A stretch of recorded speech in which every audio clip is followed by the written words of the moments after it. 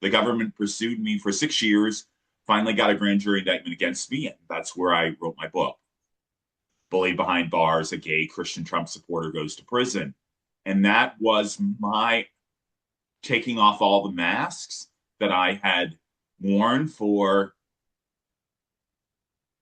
35 years and my transformation and releasing myself of that stress, that anxiety, that fear that had crippled a lot of my life, and wearing the mask and not really knowing who I was.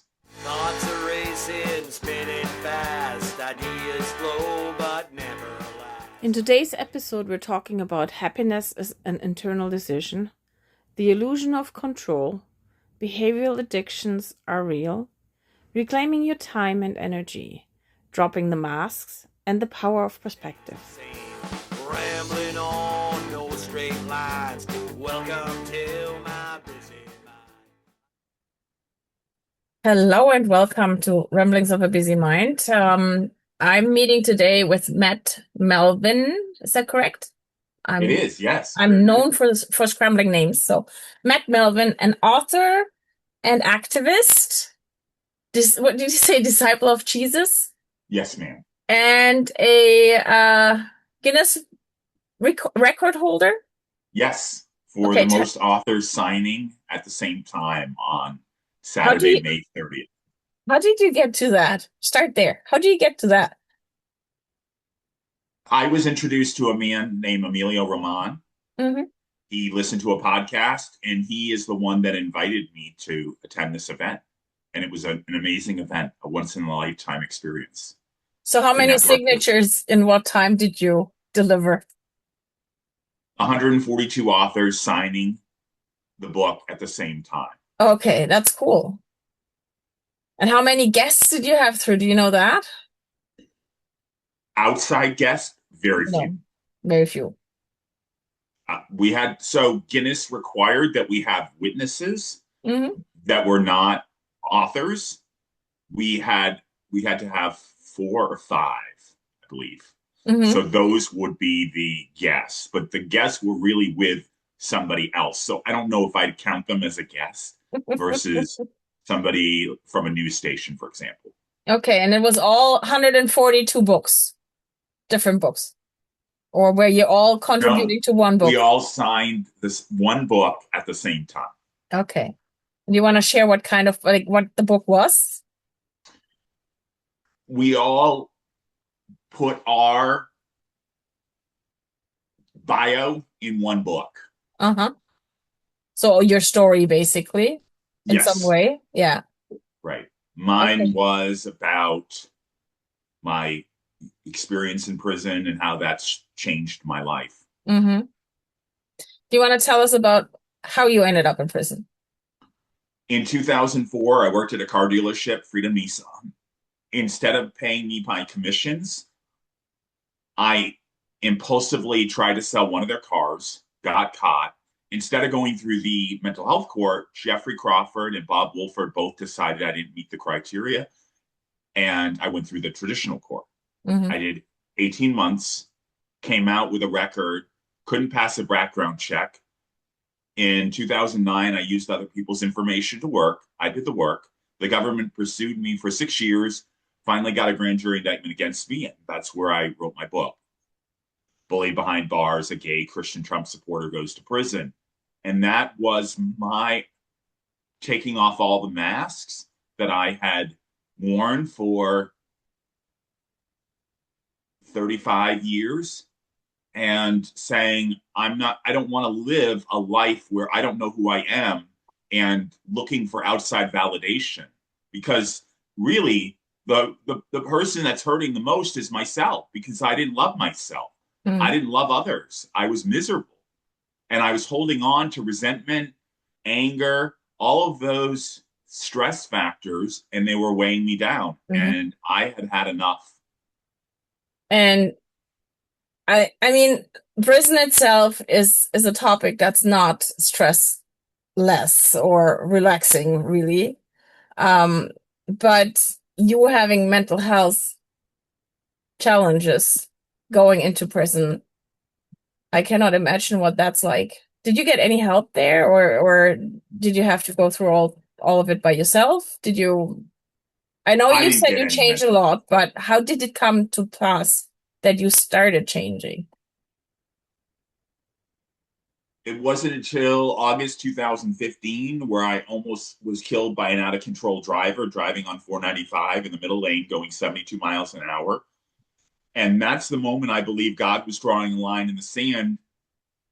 Either you're going to do my will or you're going to do your own will, lie, cheat, and steal. And I didn't want that for my life. Mhm. And I was very, very unhappy. And I wanted to be happy. And happiness is an internal decision. And we Mhm. each have the decision every single day to be happy or miserable. But I will tell you that people that are miserable are more accident prone.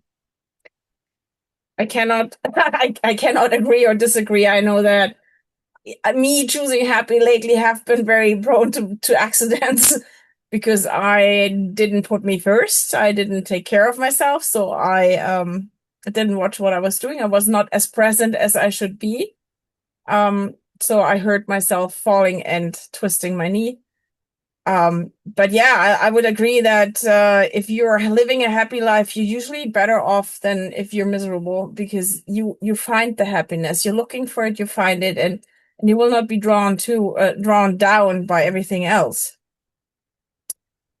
Um, you are a swimmer. Ocean swimmer, yes, and pool Also, swim- swimmer. It, it, each is a different set of skills. In other words, just because you can swim in a pool doesn't mean you can swim in an ocean. Pool is much easier than an ocean. It requires a lot more knowledge. I think you have to be aware of predators and sharks and be aware of what will draw a shark to you. For example, the color yellow is a is not a good color to wear in the ocean. Mhm. Not wearing jewelry reflects off the water and it can cause a shark to think that you're something else. And then a lot of flailing and obviously blood in the water is also attract sharks. So you said swimming or ocean swimming is one of your biggest de-stressors, yet you're Yes. talking about a predatory environment that other people would be totally overwhelmed with and frightened with. How do you cope with that? I think every environment is predatory. If you want to go out in the woods, there's bears, there's other wild animals, there's other people. I think it's all about being knowledgeable and being safe and being with other people Hmm. and not drawing attention to yourself. Hmm.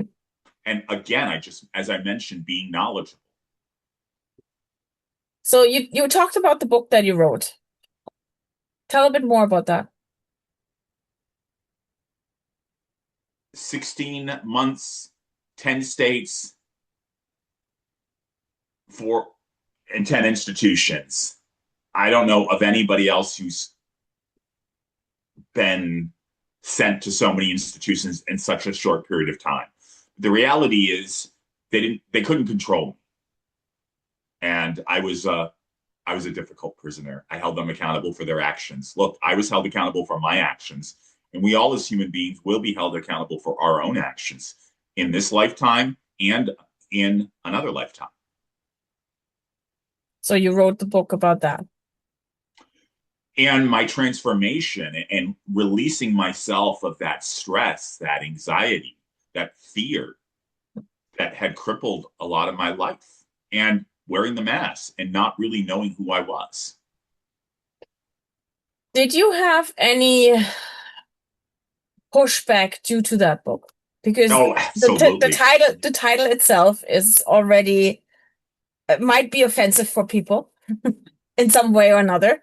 But yeah, did you get pushback for that book? Oh, absolutely. There's no doubt that there was a lot of pushback, and that's okay. Anytime somebody writes a story about their life and a raw, emotional detail, as I did, there will be criticism. And anytime you open yourself up to the public, there will be criticism. Hmm. And how do you deal with that? What other people think of me is none of my business. Even so, you might have to be in society, you might have to be communicating, collaborating with others that might have that opinion for you. You still can stay completely out of that quagmire of people having a preconceived notion about you, or how do you do People that? have had preconceived notions about me my entire life. There's nothing new. Yeah. So you don't have like a go-to trick like breathing or something that you found for yourself that's working for you to keep For the me, it's overwhelm down. prayer, reading my Bible. Hmm. And if you are in a spur of the moment right now, like, I don't know, I'm pressuring you right now. What do you do to keep calm? Breathe, journal, Hmm. talk to a friend. But the worst thing you can do is to stay silent and pretend that everything's okay when it's not. Because it is like that teapot. Eventually, it'll boil over. You can only put the lid on for so long. Same thing with a trash. There's only so much trash you can stuff before it's going to explode. You can't just continue to stuff trash. Eventually, it's going to pop. So you're addressing when something is going offline. Like if something's going out of order, you address it right away instead of waiting till it explodes. Absolutely, yes. Yeah. If you're looking back on your life, is there anything that you think you could have done other in another way, or could have been done earlier for you not to have to go down this way? That would be in the column of regret. I don't have any regrets. Do I have regret that I have a criminal record? Yes. I mean, that's been a huge challenge. But on the other side, if I didn't have a record, I probably wouldn't have a amazing relationship with Christ. So everything has a cost benefit. There's always a cost to everything that happens. And then Hmm. there's a benefit. And it's just how you see it. I can either choose to see the glass as half empty or half full. It's Yeah. all perspective. So you were working with somebody else's identity. Were they knowledgeable about that? No, No, they didn't know. And were they badly influenced by that? no. No. At the sentencing hearing, my attorney had never heard of a case where there was no victim impact statement and no victim loss, especially in a financial crime. Cool. And he really didn't understand why the government pursued me for so long, other than to try to make an example of me. Hmm. That's amazing because I know, like, I've never heard anybody who did identity fraud and not did it for their purposes and like basically faulting the other ones at the same time, or creating issues for the other parties at the same time. So you must have been doing your due diligence really, really nicely in order to do that, because if you like, you still care at that moment instead of not caring about anybody else. How identity theft usually works is don't care about the person your identity you steal. How do you manage that? Or was it a I did conscious? care about the identity of the people that I was stealing. Yeah. In but at the same token, the stealing was a high for me, like a drug. Hmm. And until I experienced that same high with Jesus Christ, that I didn't need to steal. Hmm. Stealing was a drug for me. Anything can be a drug. Anything that inhibits my ability to have Jesus. And Hmm. that's why I use the 12 steps to overcome the addiction of stealing. Those 12 steps can apply to any addiction. It doesn't just have to be drugs or alcohol. It can Hmm. be anything from the cell phone to codependency, etc. So even to the fact that you tend to overwork yourself and put yourself last, basically, that's what you're saying. That It's would be pretty another cool. one. Yes. It's a pretty cool concept. Because I never thought about overworking myself as like almost addiction, but the same thing, you're creating a trio because you're constantly under stress. Your adrenaline is up and you're getting the rush, not in a good way. But yeah, so I hear you in that. Um, what would you tell somebody today? if you met somebody that's taking the same path that you do, like most people don't have the same path, but say you meet yourself today, um, but you are 10 years younger, what would you tell yourself? The quick rush isn't worth it. There's Mhm. always consequences. And you can choose the sin, but the consequence is never the same. The sin is the sin, the consequence is never equal. So while somebody might have a consequence for, let's say, DWI, another person may have had the same charge, but the consequence is a little bit different. When you play with fire, in the Bible it says when you reap the wind, you or when you sow the wind, you reap the whirlwind. Mhm. And Whenever you're engaging in bad decision making, theft, illegal behavior, whatever it is, there are going to be consequences.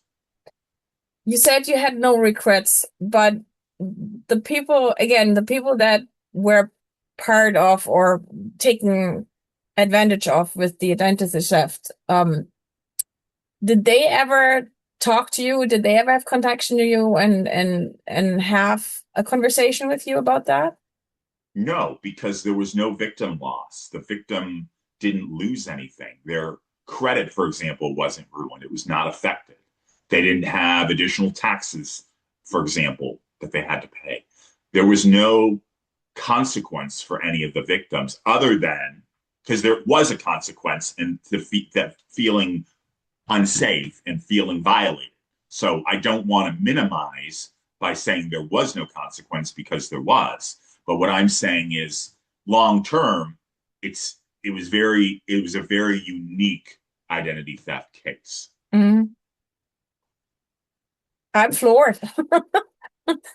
I would not know how to pull that off consciously in a way that nobody else is badly or very badly influenced with something like that. You found Christ, and we had a talk about that I had my concerns of not being able to talk about that in a unbiased fashion because I had some very negative influence in my life in primary school that was a religious teacher that didn't make my life easy and that created a huge block to religion. But since we had our conversation, it was very interesting because there have been quite a few people coming into my life that are very much religious.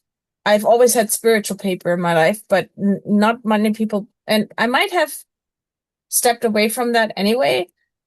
So they couldn't come in, but they were talking openly about Christ and their religious beliefs and how that helps them. So it's a concept where I'm kind of in a loss, of a loss, how you say that German word, because I never had that. So I'm wondering, can you explain to me what it means to you, what like in not in the word of like I pray, but in the meaning of what feeling it gives you or what sense of security, how that evolved? It didn't happen right away. It started off small and trusting in God a little bit, and then relinquishing that control. Control is really an illusion. A lot of people want to control. Mhm. Here's the thing: when you're driving on freezing rain, you're not in control. Whatever happens will happen. I don't care whether you're driving a tractor trailer or a little small car. You can't guarantee the outcome. That my relationship with God was my assurance that I know where I'm going at the point of my death. That does not mean that I can just do whatever I want. It's a 99% obedience is 100% disobedience. Mhm. It's either it's like this, and I've said this many, many times. When you go to get your car aligned, you get your car aligned to the manufacturer. You don't say to the dealership, well, I just want partial, but I'll come back in another 6 weeks and get the rest. It's not the way it works. It's either all or nothing. It's your choice. Mm-hmm. And if somebody doesn't have a need, that's number one. There has to be a need for God. I have to feel like my life is unmanageable. If there's no need, there's no solution. In other words, pain. I'm a sales guy. In order for my success, I have to figure out what the pain, the problem. If I don't think that there's pain or a problem, the solution is a moot point. Mm-hmm. It's the same thing with an alcoholic. If that alcoholic doesn't think that they have a problem with drinking, it's a wasted conversation. True. Same with burnout. People in burnout usually don't see it because they just think, oh, we're just overworked, and only realize afterwards that it's burnout. So they don't even react to the word burnout. Did you meet a person that made you look into religion? Yes. So there was an instigator. Well, I had several spiritual advisors that I met when I was in prison the second time in those institutions that really helped me to become the man I am today, and being able to study that word and go to all the Bible studies that were available, from Scientology, Christian Science, Jehovah's Witness, Catholicism. If I can't understand the where somebody is coming from, I can't help them. Mm-hmm. And which one I have to get on their level. And which church? Because one thing is religion, but the other thing is the different churches that Good question. I don't believe you have to have a building to find God. Yeah. That's my biggest issue with the Catholic Church, is they think that you need a priest to confess to. I don't need a priest. I have a relationship with Jesus Christ. Mm-hmm. I don't need the intercessor. I don't need a building. In fact, I would argue that some of the most closed-minded people are at churches. So you don't need the institution. No. You need the religion. Just like, Natasha, just like you don't need a gym to lose weight. Yeah. If you want to lose weight, you can do that all by yourself without ever setting foot in a building and spending hundreds and hundreds of thousands of dollars. Mm. I get you. Yeah, I hear you. I need somebody who kicks me, but that's fine. So I don't need the building, but I need the trainer because I tend to forget. Yeah, no, I love it like that. And that's part of where, if you have the right people in your life that you can talk to, they might show you a path that works for you, and they might show you a path that you look at and you say, no, that's not right. I love that you said you had all those different churches and possibilities to study all of them. Because that's part of life, that you work on, like you take the work that's there, or you take the written word or the theory and you make it your own. You work it through and you make it your own. And then you find your own way in that. And for me, it took a long time to realize that I'm even spiritual, because that religion teacher created such a block that I thought I was an atheist. And I'm not. I'm spiritual. I believe in a higher good. I don't believe in a certain religion or in the word God. But we are all destined to have our path in some way, and we are all guided in some way. What words we use for that doesn't really matter. Works for me may not work for another person. That's Right. why it's really important for somebody to be open-minded, for one. That's really the number one step. The two is to never stop asking questions. I can always tell whether somebody is disinterested or unengaged based on the questions they ask. If they ask the same questions in 3 weeks, they haven't they haven't progressed. Yeah. They've regressed, in fact. Yeah. Yeah. They didn't hear you and they didn't take it in and they didn't think about it. Yeah, absolutely. True. And I'm honestly really happy that you triggered my thought process about religion and spirituality again, because I really had to look at myself and go like, is it me? Is it the topic? Is it me? And I while we were talking, I realized it's me having the issue. So it was a question, and again, as I told you, I didn't want to do you. I didn't. How do you say that? I didn't want to do you a disservice by not being able to cope. And that's probably one of the reasons why it took so long to get together again. But I'm really happy we got to talk. Is there anything else you want to share or want to put out in the world for others to hear that could help them to cope with whatever they go through? Find your tribe. Don't stay silent.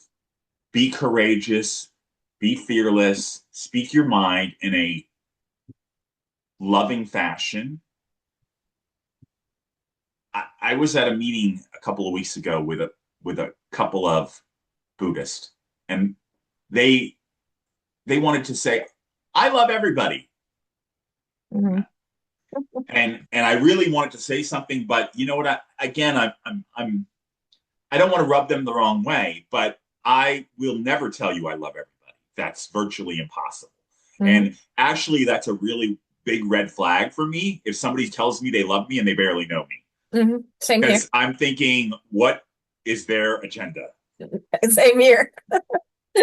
Absolutely. I gotta say, I don't love everybody, but I treat everybody, even if I don't like them, respectfully. That's and I cannot say I respect everybody because some of them I don't, but I treat them respectfully because I think that's the least we can do. Until they get me to a point where I cannot do anything else but explode. And then usually it takes a long time, but beware when it does. But yeah, no. And the other part is treat others like you want to be treated. That's If the I golden want to rule. be dismissed or if I want to be yelled at or whatever, then sure, I'll treat others the same way. But otherwise, treat everybody the way you want to be treated. Amen. It's again, thank you so much. I'm still processing here. Thank you so much for coming in and doing this interview for me and giving me the chance to look at me and how I am and how I'm coping, because again, you were a big trigger. And I hope that we get your message out, and we will post your contact information on the bottom if people want to reach out, if people feel drawn to you or having whatever you want to offer, have a conversation, reach out, or because I think we have to tell our stories. If we don't tell our stories, nobody will hear them.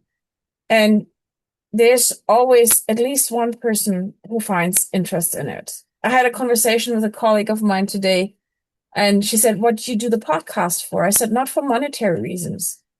I want to share stories so that others don't have to live them.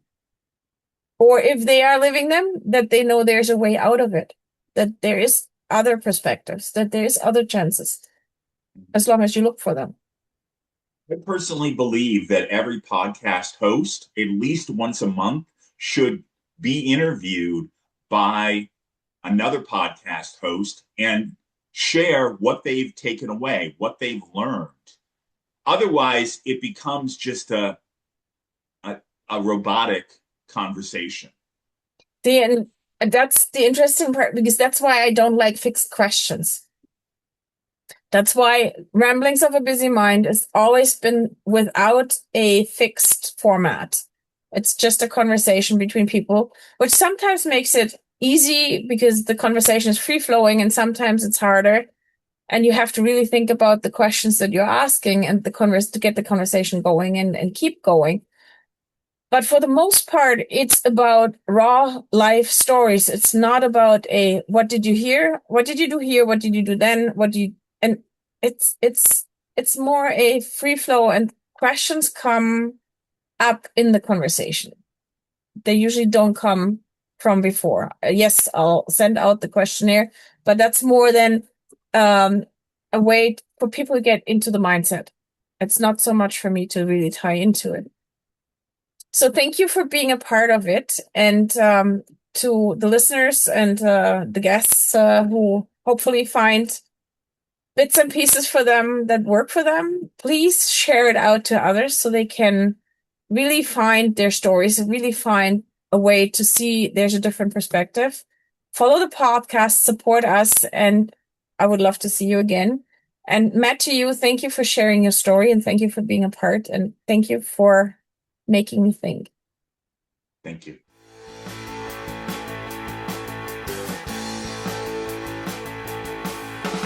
Thoughts are racing, spinning fast. Ideas flow but never last. Waves of wonder, thoughts untamed. Nothing ever stays the same. Rambling on, no straight lines. Welcome to my busy mind. Ideas fade.